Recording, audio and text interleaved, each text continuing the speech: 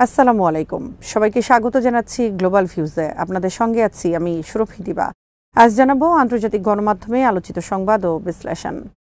ফিলিস্তিনি প্রতিরোধ আন্দোলন হামাসের সামরিক শাখা আল কাসাম ব্রিগেডস তাদের গেটস অফ হেল অপারেশনের অংশ হিসেবে দক্ষিণ গাজার রাফা শহরে ইসরায়েলি বাহিনীর বিরুদ্ধে পরিচালিত একাধিক ভয়াবহ হামলার ফুটেজ প্রকাশ করেছে। বুধবার প্রকাশিত ওই ভিডিওতে আল তানুর এলাকায় অতর্কিত হামলার অংশবিশেষ দেখানো হয়। ফুটেজে বিভিন্ন যুদ্ধ কৌশলের ব্যবহার দেখানো হয়, যার মধ্যে রয়েছে ইম্প্রোভাইজড এক্সপ্লোসিভ ডিভাইস বা আইইডি, অ্যান্টি আর্মার প্রজেক্টাইল ও close range machine gun fire. হামলায় বেশ কয়েকজন ইসরায়েলি সেনা নিহত এবং আহত হন বলে নিশ্চিত করেছে আল কাসাম। অন্তত দুটি হামলার দৃশ্য দেখা যায় ভিডিওতে। প্রথম হামলায় একটি বাড়িতে লুকিয়ে থাকা 12 জন সেনার একটি ইসরায়েলি ইঞ্জিনিয়ারিং ইউনিটকে লক্ষ্যবস্তু করা হয়। বেশ কিছু এন্টি পার্সোনেল এবং এন্টি আর্মার প্রজেক্টাইল দিয়ে বাড়িটিকে ধ্বংস করা হয়। দ্বিতীয় হামলায় আল তানুরে ওমর ইবনে আব্দুল আজিজ মসজিদের পাশে একটি শক্তিশালী এক্সপ্লোসিভ ডিভাইস দিয়ে 7 সেনার একটি পদাতিক বাহিনীকে আঘাত করা হয়। আল কাসাম নিশ্চিত করেছে, দুই হামলায় ইসরায়েলি বাহিনীর ব্যাপক ক্ষয়ক্ষতি হয়েছে। তাদের যোদ্ধারা জানিয়েছেন, হামলার পর বেশ কয়েকজন ইসরায়েলি সেনার খণ্ডিত দেহাবশেষ দেখতে পেয়েছেন তারা। তবে ইসরায়েলি বাহিনী শুধু 2 জনের নিহত হওয়ার কথা স্বীকার করে। দুজনই সার্জেন্ট, একজন বারাক ব্রিগেডের 605তম ইঞ্জিনিয়ারিং ব্যাটালিয়নের, অন্যজন গোলান ব্রিগেডের। দিনটিকে গাজায় ইসরায়েলি সেনাদের জন্য কঠিনতম দিনগুলোর একটি বলে বর্ণনা করেছে ইসরায়েলি মিডিয়া। এদিকে ইসলামিক জিহাদের সামরিক শাখা আল কুদস ব্রিগেডসের মিলিটারি মিডিয়া ইসরায়েলে ঝাঁকে ঝাঁকে রকেট নিক্ষেপের ভিডিও প্রকাশ করেছে। ইসদুদ, আশকালান, সদেরত ও গাজার পাশের ইহুদি বসতিগুলোতে এসব রকেট নিক্ষেপ করেন তাদের যোদ্ধারা।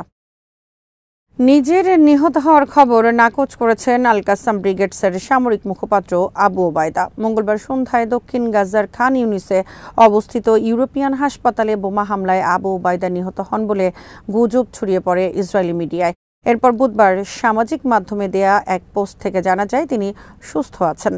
দখলদার ইসরায়েলি বাহিনী ওই হাসপাতাল এবং আশপাশের এলাকায় একের পর এক বোমা নিক্ষেপ করে ধ্বংসযজ্ঞ চালায়। এতে অন্তত 18 জন নিহত এবং 70 জন আহত হন। কিছু ইসরায়েলি মিডিয়া দাবি করে আবু ওবায়দা ওই হামলায় নিহত হয়েছেন, কিন্তু এরপর পশ্চিম তীরে নাবলুসের কাছে সালফিতের ব্রুচিনে ইহুদি বসতি স্থাপনকারীদের উপর শুটিং অপারেশনে একজন নিহত এবং 2 জনের আহত হওয়ার খবর নিয়ে মন্তব্য করে ওই গুজব স্বয়ংক্রিয়ভাবে উড়িয়ে দেন আবু ওবায়দা। পোস্টে তিনি আল আকসা মসজিদকে রক্ষা, পশ্চিম তীরে আগ্রাসনের জবাব এবং গাজার জনগণের প্রতি সংহতি জানিয়ে দখলদারদের বিরুদ্ধে জেগে ওঠার জন্য ফিলিস্তিনিদের প্রতি আহ্বান জানান।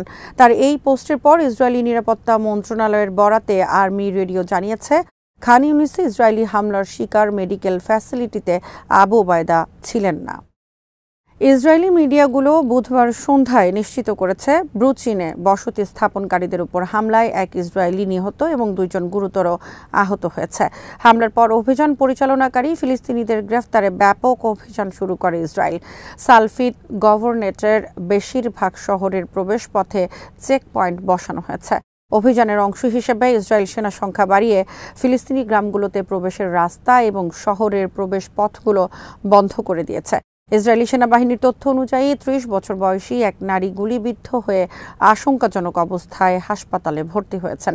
পাশাপাশি 40 বছর বয়সী এক পুরুষও গুলিবিদ্ধ হন, তার অবস্থাও গুরুতর। ইসরায়েলি জরুরি সেবা সংস্থাগুলো দ্রুত আহতদের চিকিৎসার জন্য হাসপাতালে নিয়ে যায়। এই হামলার দায় কোনো পক্ষ স্বীকার না করলেও আল কাসাম ব্রিগেডস এর প্রশংসা করেছে। মুখপাত্র আবু ওবায়দা বুধবার এক বিবৃতিতে একে বীরোচিত শুটিং অপারেশন উল্লেখ করে বলেন, এই হামলা আমাদের পশ্চিম তীরের সাহসী জনগণের কাজ, যারা ইসরায়েলি আগ্রাসনের বিরুদ্ধে প্রতিরোধ চালিয়ে যাচ্ছেন। কাতারে যুদ্ধবিরতি নিয়ে পরোক্ষ আলোচনার মধ্যেই গাজায় ইসরায়েলি হামলায় আরও 84 জন নিহত হয়েছেন। উত্তর গাজা থেকে ফিলিস্তিনিদের বাস্তুচ্যুত করার পরিকল্পনা সহজ করতে এই হামলা চালানো হয় বলে বৃহস্পতিবার জানিয়েছে আল জাজিরা।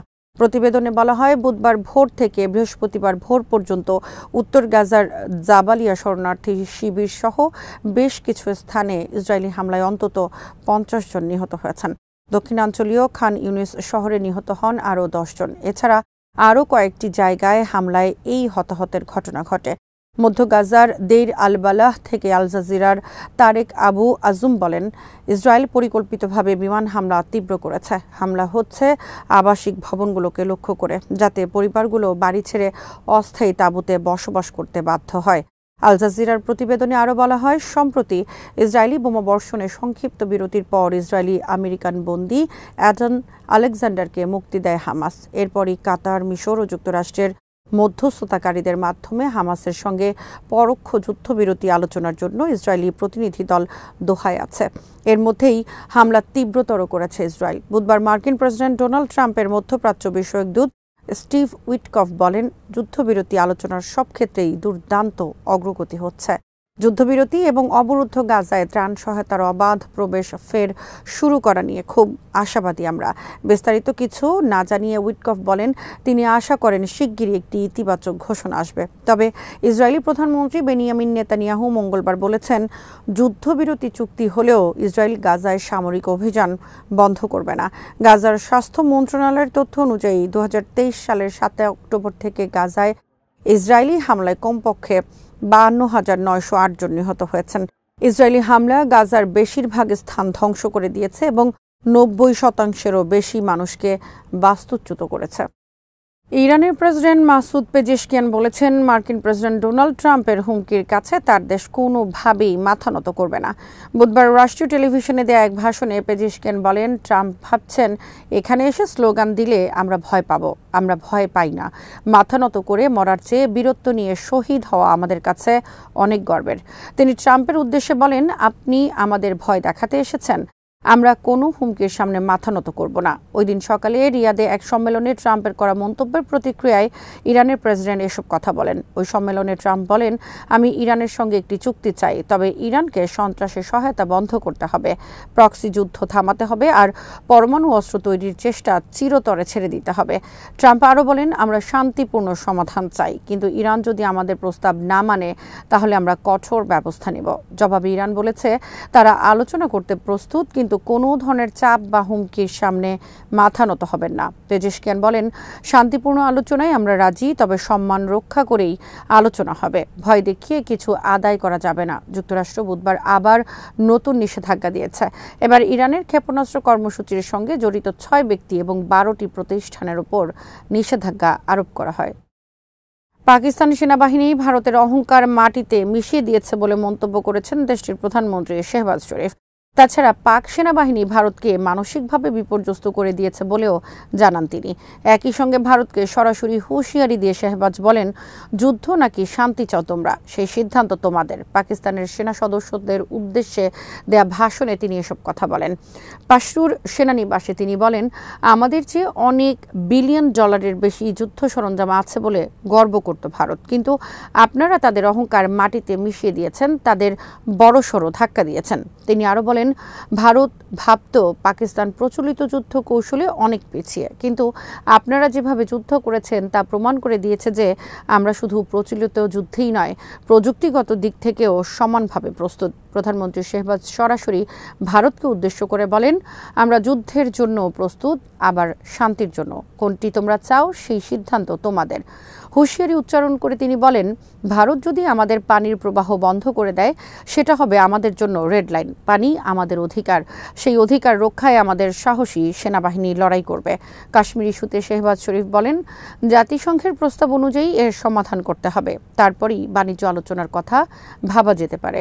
শুধু বাণিজ্য নিয়ে আলাদা আলোচনা নয়, এটি হবে প্যাকেজ আলোচনার অংশ। তিনি বলেন, পেহেলগাম হামলার ঘটনায় পাকিস্তান পূর্ণ ও আংশিক তদন্তের প্রস্তাব দিয়েছিল এবং সহযোগিতার প্রতিশ্রুতি দিয়েছিল, কিন্তু ভারতের পক্ষ থেকে সেই প্রস্তাবের বদলে রাতের আঁধারে হামলা চালানো হয়। পাকিস্তান এর উপযুক্ত জবাব দিয়েছে। পাকিস্তানের রাজনীতি নাটকীয় মোড় নিয়েছে। প্রধানমন্ত্রী শেহবাজ শরীফের দেয়া সংলাপের প্রস্তাব গ্রহণ করেছেন দেশটির প্রধান বিরোধী দল তেহরিক-ই-ইনসাফের কারাবন্দী নেতা ইমরান খান। পাকিস্তানের জিও নিউজের প্রতিবেদন মতে, সম্প্রতি কারাবন্দী ইমরানের সঙ্গে সরাসরি সংলাপের প্রস্তাব দেন পাক প্রধানমন্ত্রী শেহবাজ। গত সোমবার আদিয়ালা কারাগারে ইমরান খানের সঙ্গে বিষয়টি নিয়ে আলোচনা করেন PTI chairman barrister Gohar Ali Khan. ওই সময় আলোচনা এগিয়ে নেওয়ার ব্যাপারে সম্মতি দেন ইমরান খান। তবে সাবেক প্রধানমন্ত্রী ইমরান স্পষ্ট করে জানিয়ে দেন, এই আলোচনা অবশ্যই টেলিভিশন ক্যামেরার পেছনে তথা গণমাধ্যমে নজরের বাইরে হতে হবে, যাতে অর্থপূর্ণ ফলাফল নিশ্চিত করা যায়। পিটিআই নেতারা বলছেন, দল এখন আলোচনার জন্য আনুষ্ঠানিকভাবে সরকারের সঙ্গে যোগাযোগ শুরু করবে। দলটির নেতারা মনে করেন, অতীতে আলোচনার প্রয়াস গণমাধ্যমে অতিরিক্ত প্রচারের কারণে ব্যর্থ হয়েছে, তাই এবার তারা আরও বেশি গোপনীয়তা ও আলোচ্য বিষয়ের উপর জোর দিতে চান। দ্য নিউজকে ব্যারিস্টার গওহর জানান, তিনি প্রধানমন্ত্রীর প্রস্তাব দলের নেতা ইমরান খানের কাছে পৌঁছে দেন। নেতা আলোচনা এগিয়ে নেওয়ার ব্যাপারে সবুজ সংকেত দিয়েছেন, তবে আলোচনার বিষয়বস্তু নিয়ে কথা বলেননি গওহর। তার ভাষায়, আমাদের মধ্যে কি আলোচনা হয়েছে তা বলা যাবে না। দলের ভেতরের সূত্রগুলো বলছে, ইমরান খান চান আলোচনায় সেনাবাহিনীর পরোক্ষ বা প্রত্যক্ষ সমর্থন থাকুক। এমনকি একটি সূত্র দাবি করেছে, প্রয়োজনে তিনি সেনাবাহিনীর একজন প্রতিনিধির সঙ্গেও বৈঠকে বসতে রাজি। আজ এখানেই শেষ করছি। সবাই ভালো থাকুন, সুস্থ থাকুন আর দেখতে থাকুন বিডি ভিউজ। চ্যানেলটি ভালো লাগলে সাবস্ক্রাইব করুন, সংযুক্ত থাকুন আমাদের ফেসবুক পেজে। আল্লাহ হাফেজ।